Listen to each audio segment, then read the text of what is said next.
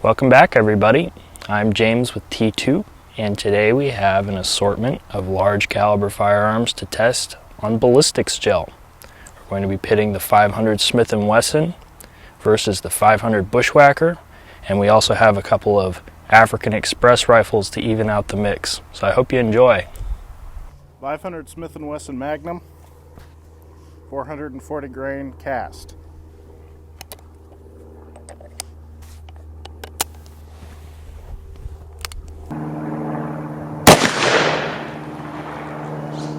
Here you can see the bullet exiting the top of the third gel block.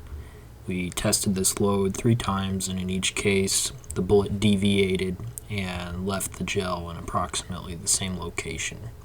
This is a Hodgdon maximum load, which produces about 1770 feet per second from their 10-inch test barrel and about 1510 feet per second from this particular firearm in real-world conditions.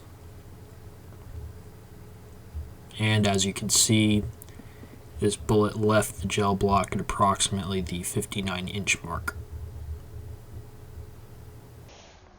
500 Bushwhacker, 400 grain copper solid.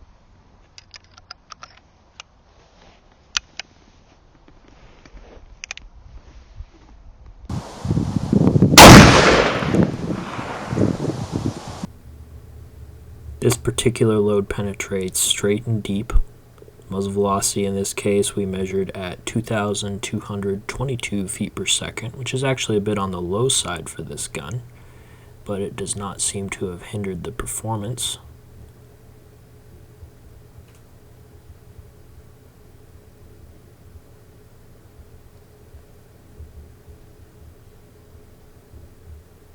Here you can see the significant damage inflicted on the gel, especially in the first 3 blocks. And the bullet came to rest near the end of the 5th block. These are the 20-inch shooter's blocks, not the 16-inch blocks, and you will see that the bullet came to rest at approximately the 96-inch mark. 378 Weatherby Magnum, 300 grain Hornady DGS.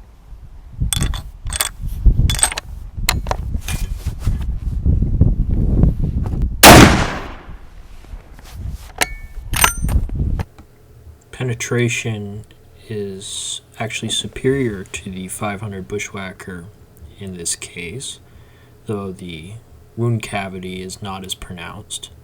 Muzzle velocity here is at the 375 H&H level. This is a starting load for a 378 Weatherby. We measured it at 2,540 feet per second. The bullet was not retained in the block. The bullet did deviate somewhat as it traveled through the gel. 475 A&M, 500 grain Hornady DGS.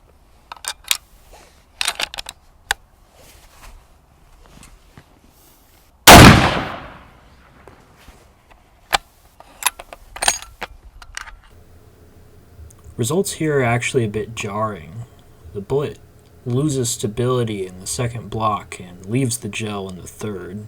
This is a 470 Nitro Express level load, not a full power 475 A&M recipe. Even so, this is a 500 grain bullet with greater sectional density than the handgun solids we demonstrated earlier in the video. However, it is of the traditional round nose design, which does have inherent pitfalls with regard to stability. 500 Bushwhacker, 14-inch, 400 grain CB solid.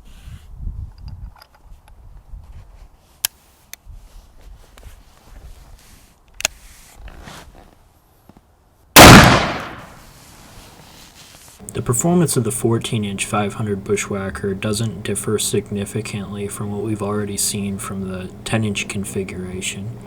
Muzzle velocity in this case we measured at 2,339 feet per second, which is once again a little on the slow side for this particular firearm. Even so, the performance is superb. The bullet does its job very well, penetrates deep, and leaves a significant wound channel it stacks up well to the performance of the safari rifles with those traditional bullets that we've covered so far. And you can see the bullet came to a rest at about 97 inches. When the footage is viewed in this way, it becomes increasingly apparent that while the 500 Smith & Wesson is an effective and respected big game hunting cartridge, its performance is not really in the same class as the 500 Bushwhacker, at least when it's fired from a handgun. At the same time, the performance of the 500 Bushwhacker revolvers with the modern monolithic bullets offered by CEB is at least comparable to that offered by the classic safari rifles when paired with the traditional round-nosed bullets that made them famous. At this point, I think it's important to note, and I hope it goes without saying, that the footage we've presented thus far is representative of particular bullets and particular loads. When it comes to the 500 Smith & Wesson, I feel that a 440 grain hard cast wide flat nose is representative of the preferences of a large portion of the serious users of that cartridge and firearm. And I think the performance was quite good for many applications. There was some deviation from the blocks in all three shots that we tested. And this could come down to a few different factors. Number one, nose profile. That bullet doesn't have a lot of projection from the case. That could contribute to that issue. Another factor could be that it's a cast bullet. It's constructed of lead. So deformation of the bullet could lead to that type of deviation. I'm inclined to think that the issue is some combination of those two factors. A third factor that is possible in cases like these is the twist rate. If the twist rate of the firearm is too slow for the desired projectile, I don't think that's the case here. So it is possible that we could improve the performance of the 500 Smith & Wesson. This is a maximum load that we exhibited here, but it is possible to select bullets that seat further outside of the cartridge case. The Smith & Wesson X-frame has a sufficiently long cylinder to accommodate greater cartridge lengths and more power than we've seen here, and I certainly want to show the viewers that. There are also copper bullets, monolithic bullets, available that are suitable for the 500 Smith & Wesson that may not have some of the issues with deviation that we saw here, and I also want to show those options to the viewer. It's probably useful to note that if we had employed that same hard cast bullet in the 500 Bushwhacker, the significant increase in velocity would have actually, in all probability, hindered penetration beyond what we saw with the 500 Smith & Wesson, because the bullet would have deformed to such an extent that it would have acted more like a soft than a solid. That's something you see with cast bullets at very high velocities. As for the rifles, I think I made it clear that the footage seen here is not reflective of the full power of a 378 Weatherby mag or a 475 A&M. Those rounds are significantly more powerful than a 375 H&H or a 470 Nitro Express or a 500 Bushwhacker.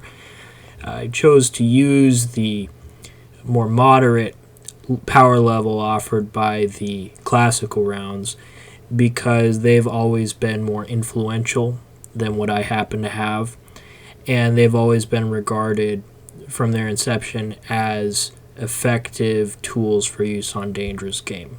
It's also certainly true that modern brass solids offered by companies like CEB improve performance compared to the round-nosed steel-jacketed bullets I employed in this video. But once again, I elected to use those bullets because I think they are reflective of the level of performance produced by the 375 and the 470 in their heyday when they established their reputations. I think it is of interest to the viewer to see how the modern 500 Bushwhacker loading compares to those classical type loadings. If you want to see The full power and the full effect of the 378 and the 475, that can certainly be arranged, but you'll have to stick around.